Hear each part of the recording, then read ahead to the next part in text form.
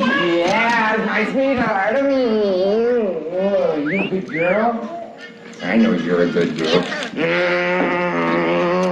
Whoa, look at all these toys. Somebody gonna pick up all these toys in the living room? Yes, Daddy, somebody will. No, I know that somebody will. Dinner's almost ready. Terrific. Let's go wash up, huh? Good forensics and 3 witnesses who can put them in the area. They're real bad guys, Daddy. Oh, real bad guys. Still going to be able to have dinner with Sonny and Caroline tomorrow? No problem. We'll be finished with the paperwork by 5. Sonny told me they've already got a sitter. You expecting someone?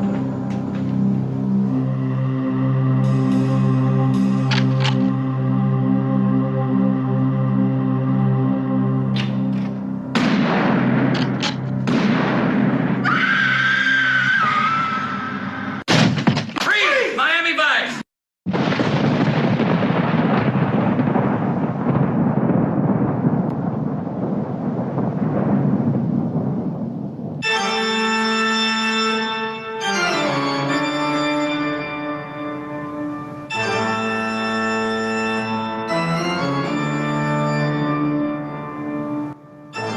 This is the Vice of Miami podcast, where your hosts, Mark and Tim, review the iconic TV show Miami Vice.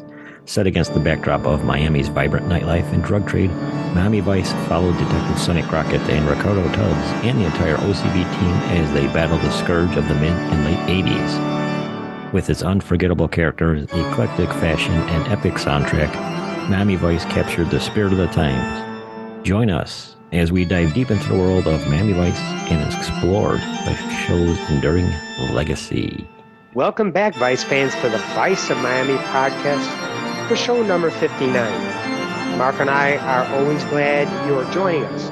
We hope you enjoyed our last show covering Streetwise. This is our Halloween episode, a little early, and we may have some special guests later on.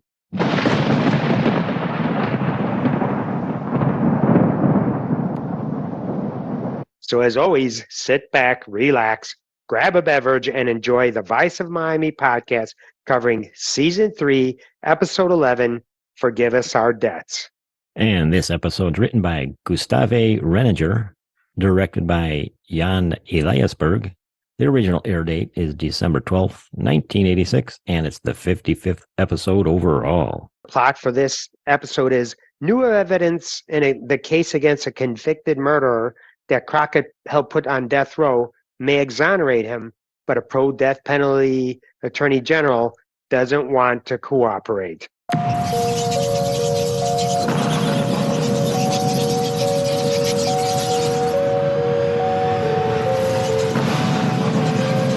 And as we've done in the past, for this episode, we're going to focus on one of the main cast of Miami Vice. And this one is going to cover John Deal, who will be making his exit soon. Tim, tell us a little bit about Mr. Deal. Yes, John Deal played Detective Larry Zito, and he was born May 1st, 1950 in Cincinnati, Ohio. He went on to college where he majored in visual arts, but was introduced to acting in a night class. His failure in the art class and an A grade in acting led him to begin performing plays in the theater for free. Early in his career, he played bit parts in movies such as Escape from New York, Stripes, National Lampoon's Vacation, DC Cab, and on TV in Cagney and Lacey, Hill Street Blues, and Hunter. His breakout role was as Zito in Miami Vice, which began in 1984. During his tenure on Vice, he became bored with spending 9 months out of the year in Miami, and he felt he did not have enough to do. Therefore, he began boxing, compiling a 3-1 record before retiring in 1986. After his run on Vice ended, Deal did guest TV appearances on Beauty and the Beast, Nash Bridges, also with Don Johnson, 18 Wheels of Justice, and The Shield. Movie appearances included Con Air, Nixon, where he played G. Gordon Liddy. He appeared in several other shows as well. Deal is currently working on the AMC psychological thriller Dark Winds, which was just renewed for 3rd season in September of this year. Deal credits his sister Sarah Hope for influencing his professional career. In 1992, he married singer Julie Christensen, who has worked with Leonard Cohen. They have a son, Jackson, born in 1993. Stripes. He was the one I figured I'd join before I got drafted, sir. Yes, that's him. And going back to Stripes, last episode, John Paxton, we said that he was Bill a Stripes. Paxton. Bill Paxton. Bill That's right. Paxton. Bill Paxton. I did a little research, and he did not even maybe a 3 or 4 second appearance in the mud wrestling scene. He was one of the guys in the background of that Nice. Stripes. So I'm like, I don't remember him in Stripes, but sure enough, he was for all of 3 seconds. Anyways, the actual guest stars here, which we'll go over quickly, is Guy Boyd as Frank Hackman, Bill Raymond as Tommy Barkley, D.W. Moffat as A.G. Tom Waldman, Guy Morano as Carmen Albero, Lazaro Perez as Father Lafrano, Olga Carlatos as Felicia Diaz, and Val Bisaglio as Gus Alberio. And our co-stars are Steve Gang as Bierce and Teresa Blake as Donna.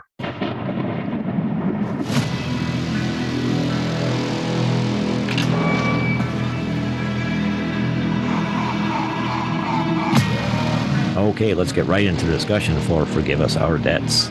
We've got a flashback here to Miami in 1980, where Crockett and one of his old partners named Frankel, they pull up to Frankel's house, and then they're discussing some case that they recently dealt with, and then Frankel gets out, Crockett pulls away. Frankel goes in to his family, his kids there watching TV, playing with toys, and then cut out to outside, we see some shady guy lurking in the shadows. He puts on a mask over his face, and then while Frankel and his wife are getting ready for dinner, they're still talking about this case, and his kid says it's a really bad guy. Yeah, it's a bad guy, I'm going to put him away. And then the doorbell rings, and Frankel's like, you expect anybody? So yeah, let's not, be a cop, out in the middle of nowhere. Let's just go answer the door. So Frankel answers the door, and then he gets blown away twice. Wife in the background is screaming. If you noticed, before the bell rang, the wife was asking about being able to get together with Sonny and Caroline. And then I think Yes, I did hear that. Frankel's like, yeah, he's got a babysitter for his son. So when I was first watching it, I'm like, wait a minute, this is out of continuity. But then I'm like, oh yeah, flashback here. So yes, flashback. Tim, take us back to the present in 1986. Right. So now we're with Crockett, and he's on the St. Vitus with his lady du jour named Donna. On TV, they see a debate for Attorney General between Thomas Waldman, who is in favor of the death penalty, Police Chief Walter Davis, who favors public executions, and Michael Claiborne, an ACLU attorney, who is against the death penalty. Quite the polar opposites. What could go wrong here? Exactly. What could go wrong, right? I mean, these guys are like, no, I'm for it. No, I'm against it. It's still in the news. It's still in the news today, but not as prevalent as it was then. Right. So the news broadcast then turns to Frank Hackman, who's in jail. He's on death row. Donna wants to change the channel, but Crockett says, hold on. Then Hackman states he is innocent, but that he believes his execution is right and just, calling it God's will. And he wants it to count for something, explaining that he hopes with his death people will someday realize that killing even in the name of justice is wrong. Crockett turns off the TV. He is upset or disgusted, and it's nothing that 20,000 volts wouldn't cure. At a diner later, Tubbs meets up with Crockett, and the vibe is essentially good riddance to Hackman when he fries. Castile stopped by and wants Crockett to see Father Lafrano from St. Ives Church about new information about Hackman, and Sonny was, no, this is a done deal. Just talk to him. So here we go at St. Ives Church. Lafrano is expressing to Crockett and Castile that a parishioner, who's going to remain nameless, confessed to being with Hackman in Daytona on the night of the said murder, Frankel's murder. He's afraid an innocent man is going to be executed, rightfully so, if this is true. And then this person apparently came forward because they're dying and cannot live with their conscience any longer. So let's keep that in mind, people, because they're dying and can't live with their conscience. Again, Lafrano, the good pastor here, refuses to give the name who it is. Crockett is suspicious and skeptical, as always, especially when the father says that the person feared for their and their family's life if they went to the police. Crockett makes no secret of his skepticism to Castillo, especially since it was pretty much his partner that was blown away. Has confessed to being in Daytona with Frank Hackman the night the detective was murdered. I'm afraid an innocent man may be executed on Friday. That's it? Well, by all means, let's run right over to the parole board. What do you say, huh? Can you identify the prisoner? I cannot violate the sanctity of the confessional. He has released me to say only that much. So why is this guy coming forward now? He's very sick, possibly dying. He read about Hackman's date coming up, and he decided his conscience would not allow him to go on. Marty.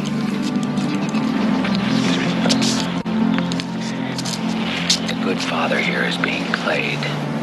Frank Hackman blew away my partner in front of his wife and kids, and he deserves to get whatever's coming to him. So later on, driving in the Ferrari, Crockett explaining to Tubbs here that in 1979, he and Frankel were assigned to an armored car robbery case, which was committed by Hackman and his crew. They went under and had a deal set up with Hackman, but Frankel's cover was blown, and he was killed before they could pinch Hackman for the robbery, which in turn Hackman on death row, obviously. So Crockett doubles down pretty much on Hackman's guilt. So now we have Crockett and Tubbs stopping by the office of aspiring Attorney General Waldman, and he was the DA, and let him know what the good pastor had for information. Waldman says he knows Hackman is guilty, but the circumstantial evidence that Crockett said we just convicted him on, it doesn't really faze Waldman. He's not going to open this case because the election is forthcoming, and he's running on a pro-death penalty stance. Crockett says the case was dumped on him, but he has to do it right. Right, and I mean, I'm thinking even a dead partner doesn't cloud judgment in right versus wrong here. Exactly. Right. Yeah. Yep. Waldman is steadfast in not wanting to retry on something he has a platform in favor of. Even Tubbs is miffed, counselor. Now we move to OCB, where Crockett briefs the vice crew that Waldman won't play ball. Castillo says no more info from the father. He wants the church staked out, and everyone is to be identified. Switek says Hackman is going to be a crispy critter in 2 days. Not a lot of time to get work done. Before Crockett leaves, Castillo gives him a note to go visit someone that Crockett says that they don't have anything to talk about. I bet you could guess who that was. I wonder, huh? So here we go. Crockett makes what seems like a long drive, even going from the city towards South Beach. If you could notice, they had the cruise ships there, and he's driving eastbound. Yes, I saw that. So he was going the wrong direction. But anyway, he's going to Rayford Prison here, which actually is a prison just outside the city, west of Miami Airport, maybe 5-10 minutes. But anyways, we've got a great song in the background here by Pedro Gabriel playing. Awesome song. But anyway, so Crockett finally meets up with Hackman, who starts pretty much to wax poetic about not placing blame onto Crockett for him being in prison. And Crockett's pretty much having none of it. It's like, yeah, I don't feel guilty for putting you here because you did what you did. Hackman here admits to killing others, but not Frankel. Awesome. It's good to see you. Say it, Frank. There's no need for hard feelings, Crockett. I've made my peace. I know why I'm here. Why'd you ask me to come here? A man's right, face his accusers. Not many people have the luxury of knowing the exact hour of their death. I'm losing interest. You didn't put me here. I want you to know that. There'll come a time when you'll ask for forgiveness to make your peace with God. And I want you to remember that I don't hold you accountable. Now, that's dang nice of you, Frank. Good acting job here. So now we're at the church, and the vice crew is outside running tags of parishioners and taking notes of who's going in. Gina is dressed up as a nun, and Switek is alone, entering info into their computer here. Trudy is taking pictures of everyone coming and going. And then we see the high-tech, and I put that in quotes, high-tech ways of getting quick arrest info from back then. Basically a fax machine and dot matrix printers and all this stuff. Anyway, no Zito around. He was at OCB for a quick few seconds, but didn't say a word. But anyways, many bad guys here are noted. And the last one seems very interesting to Vice. Why is that? Well, then after their stakeout's done, Trudy gives a rundown on one of the parishioners, Gus Albiero. Quick scene shifts to Gus's repair shop where Crockett and Tubbs go to talk to Gus. Crockett and Tubbs started putting the press to good old Gus on the fact that he was the nail in the coffin to getting Hackman. Gus says he only testified to the intent of Hackman. Crockett knows something isn't right and presses more on Gus. Gus says Hackman was indeed in Daytona during the murder, but he wanted him dead anyway because he slept with his wife. Gus knows who did the killing, but he says his family would be wiped out if he said who. Gus says that he has cancer. I believe it was pancreatic cancer, so it doesn't really matter essentially, and he knows how Hackman is spiritually, at least. Wait a minute, Gus. You were the nail in the coffin. We didn't have enough evidence to send him up without your testimony. You know that. Yeah. Got something on your chest, Gus? The man's about to watch his last sunset, Gus. Did he kill him? He was with me in Daytona. You perjured yourself? Why? He was making it with my wife. I wanted to kill him myself. So who really killed Franco? I got a new wife, family. I'd be dead in a couple of hours if I told you that. So now we're back at D.A. Waldman's office, armed with their new information. Crockett and Tubbs want Waldman to at least stay the execution until this could all be ironed out. And Waldman's not going to budge. He's not having anything of it, and only the governor technically can stay in execution, which is right. And he's not budging. Waldman's not budging. And Crockett and Tubbs are asking, what's it going to take to reopen this case?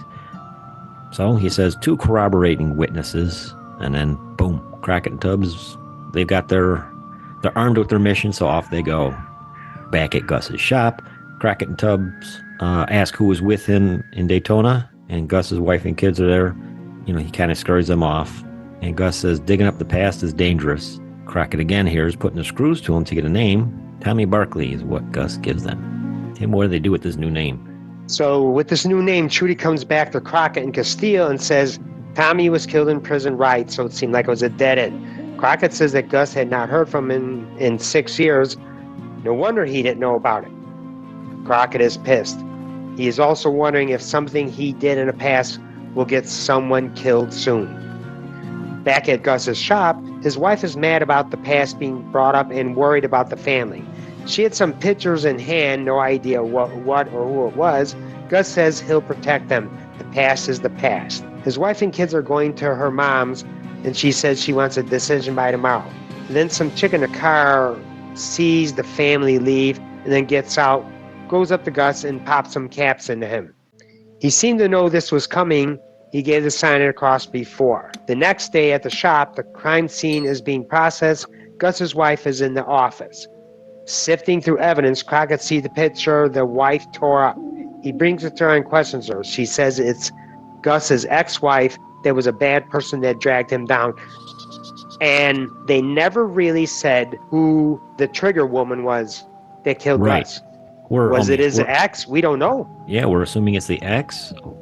And is the ex the person we're going to see soon? It wasn't really defined. It was assumed. I'm assuming. So we're at OCB here, and Switek is giving Crockett and Tubbs info on the weapon used. And then Crockett is pretty much lamenting that whoever the killer is wants to see Hackman fry. Castillo questions the picture / postcard or whatever. It's postmarked Stuart, Florida, which is Switek's old stomping grounds before he came to Miami Vice. And he knows where the location of a photo is. And he said it was a food truck outside of a baseball stadium, but food trucks are mobile. How do you know? He called it a rolling roach coach. Rolling, right? It's a food truck. I mean, that's what food trucks are now. But it's obvious. How does he know it's still going to be there, right? Right. He knew where it used to be. So whatever. It's kind of like some barbecue place. The Clam Trap. Crockett and Tubbs, they've got to move fast because time is of the essence here. So they once again go to see Waldman, and they see they need a little bit more time and a little bit more leeway. Obviously, someone's throwing roadblocks their way. Waldman insists that nobody and no evidence isn't going to work. And he says this is why the death penalty is needed. Pretty much Crockett slams his comment as campaign rhetoric, because don't forget he's running for office here. When Crockett and Tubbs are walking away, Crockett says something just ain't right. And we'll find out soon. Because Crockett and Tubbs make their way to Stuart, Florida, and they visit, I believe her name was Felicia's Clam Trap. Tubbs starts to get out of the car. Crockett says, wait. Inside the Clam Trap, the lady, the ex, Felicia, says she doesn't like the look of their car, and some dude says, I don't either, make the call. Some lady makes a call, so she makes the call. As Crockett and Tubbs get out of the car, when she comes out of the food truck, a bunch of FBI agents pull up. The agents also take this lady and Tommy Barkley, who they notice is suddenly alive, out of the truck and place them into a squad. Not in cuffs, so obviously protected. Back at OCB, Crockett is obviously pissed about the recent hijinks and explains how the fake death leads to Tommy cooking clams. Castillo says Tommy's under protection and is the FBI's most prized canary. Crockett questions why he would let his pal fry. The guy caps a 20-year career of major league theft by supposedly blocking bullets in a prison riot, only to turn up 3 years later frying clams out in Stewart. Barkley's on the witness protection program. What? The prison death was fictionalized? The FBI's most prized canary. Helped bring down entire networks. Fences, money launderers. Well, that's fine. But that doesn't explain why he's letting his buddy go to the chair. Or maybe Hackman figured into the Fed's plan. Doesn't follow. Barkley's got enough names and dates not to feed him Hackman. So now we have I guess you could say a montage of the prison, the electric chair room, Tommy's place, kind of going back and forth. Hackman is being fed his last meal. I didn't get a look at what he had, but it's nothing, wasn't anything big like you would hear recently, like 5 steaks, couple cheeseburgers, apple pie, stuff like that. And he's getting his head shaved. I didn't know they did that, but I guess it makes sense for conductivity. They did do that for the chair, yes. Gotcha. Zappity zap. Got to make sure you got good contact.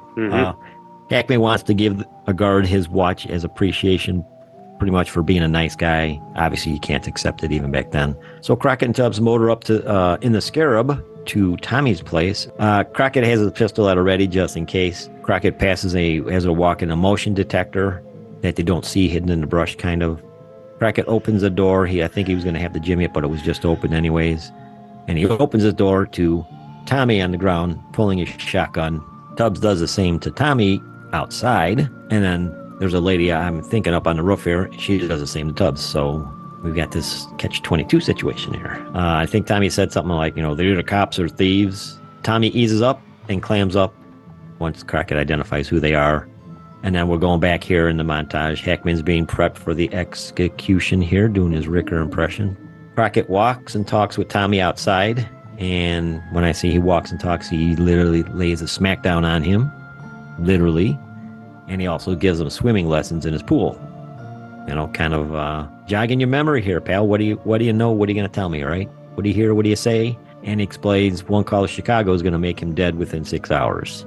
He now knows, all of a sudden, who killed Frankel. Some button man named DeSantis.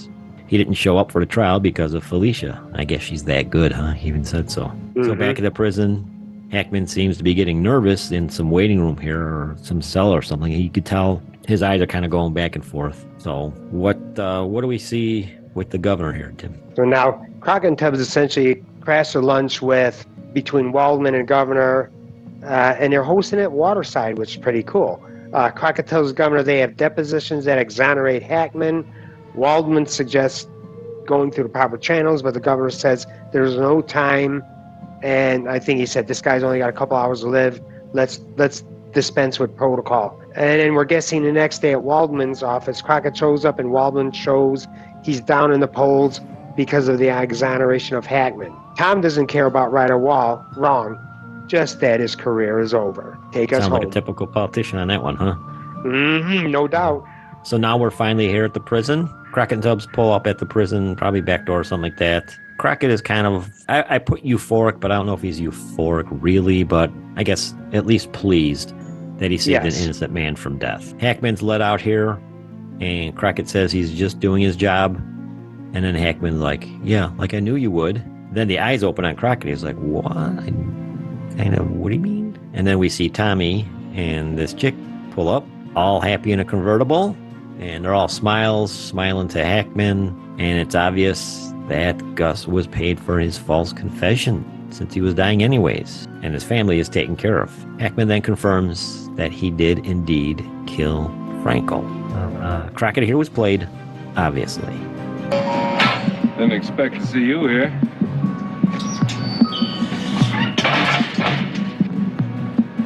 Thanks, Crockett. Just doing my job. Like I knew you would.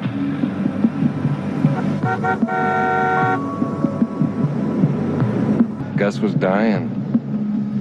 He wanted his family to be cared for. I bought his confession. You killed Franco. Yeah.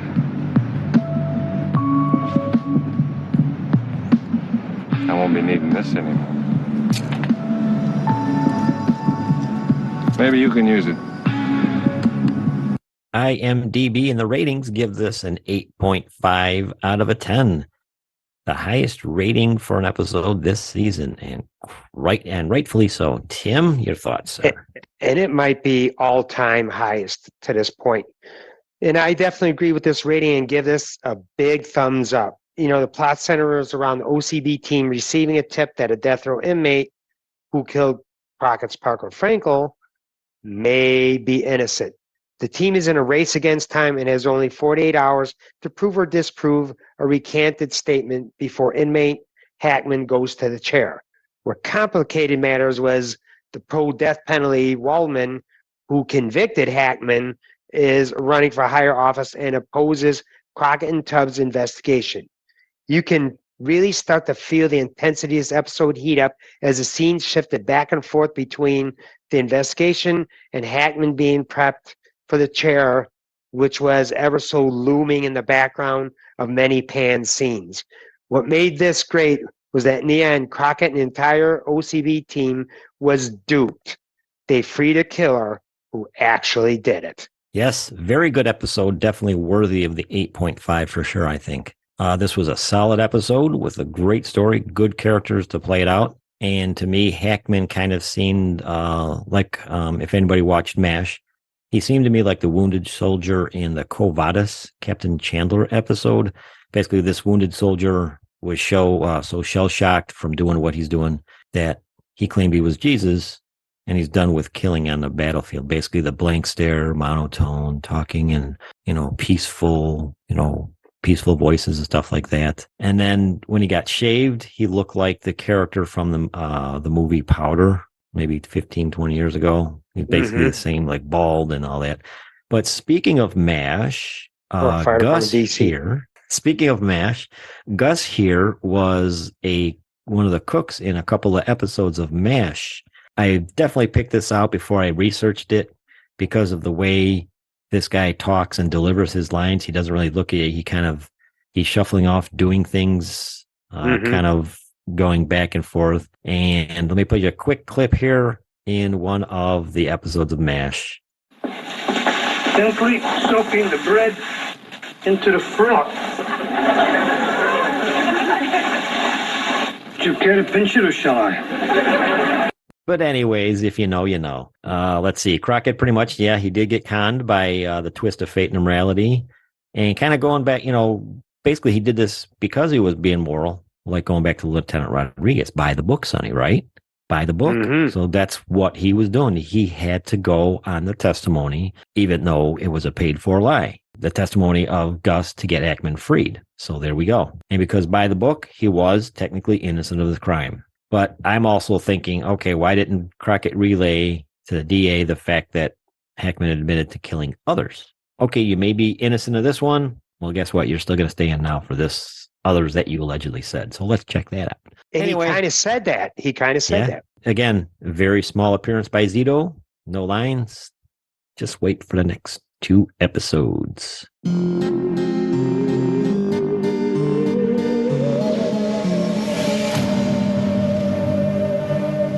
And let's check out the music for this episode. We Do What We're Told. Awesome tune by Peter Gabriel. That's when Crockett is driving to the prison to meet Hackman. And the end sequence when Hackman leaves prison. And then we've got Morer Sonjado by Fernando Villanona. I'm sure I butchered that. That's when we're in the auto shop with Gus. And then Standing on the Outside by Meatloaf. That's when Albero is killed. And Hackman's last request. And Mark, there was no Jan Hammer music featured in this episode.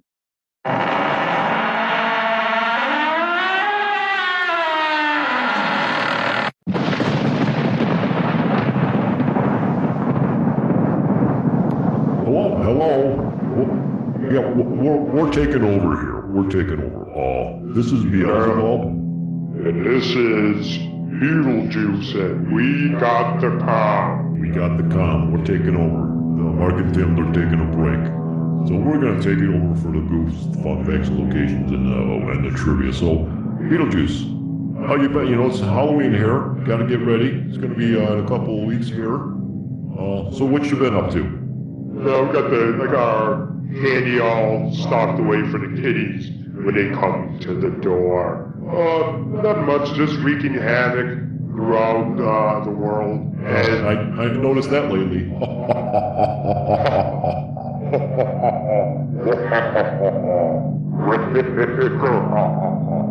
So anyway, yeah, I've been, I haven't really been doing much, just kind of keeping low key, you know, chilling out. But you know what's coming up next year? What's that? The election. Election in the United States of America. You think it was fun last time? This shit's gonna hit the fan. So anyway, well, it's been fun, but let's get into it. Let's get out of here. And hey, I'd like to give a shout out to Marina from the Vice and Easy podcast. You know, we didn't get to go on hers, so we'll screw something up in post production on your podcast, Marina. So, you know, thanks for the invite, pal. All right, Beetlejuice, why don't you go ahead and take it away for the first one here? Sure thing, Beelzebub. We have our first goof, where the execution chamber is clearly set. The electric chair is out of the open in the same room as the benches where the witnesses would sit. In reality, executions would always take place in a separate room to the witnesses, with glass separating them from the condemned. Yeah, we wouldn't want any arcing of the electricity to zap somebody out there. Wouldn't that be great? That sounds like something you would do. The first location we got, 3842 Leafy Way, out in Coconut Grove. That's Franklin's house, where he bit the big one. That's in the opening scene. Our second location is Culver Prison, 14,000 Northwest 41st Street in Miami, which is the Rayford Prison exteriors. And our last location here is the Miami Stadium, 2301 Northwest 10th Avenue out in Miami. That's where the Clam Trap was located, the food truck. And this is now an apartment complex where I'm sure just as seedy stuff is going on. Rolling roach coach. Rolling roach coach. I'm sure there's a lot of roaches in those apartments now. You want to take over the trivia? Let's do the trivia for these chumps too. Mark and Tim, they can go drink some beer or whatever. What's this? Okay. Do the trivia. In the last episode, we asked, in one of the scenes when Romano's being called out, what did Crockett say Romano did, then forgot to do? He said, you took a walk on the wild side, only you forgot to come back. No, actually, that wasn't us that asked it, dumbass. That was Tim and Mark. Well, whatever. All right, this show's trivia question is... Lord, I'm gonna get you. When the OCB's team was surveilling the church, Gina gives Switek the license plate for Pepe Ferrer. What was the plate number, and how did Switek say it when entering it into the computer? You can post your answers on this episode's Facebook post, or you can email us at mandevice@duck.com. Don't email us. We're not gonna get it because we ain't gonna be here. You're gonna be going to Tim and Mark. I don't get into that crap. So, Beelzebub, well, good to see you again, cousin. Have fun with whatever you're gonna do. And like I said, I got the election to take care of, so you're screwed. Wreaking havoc in the world. You gotta vote for one of them. Gotta vote for one of them. It's a two-party system, don't forget.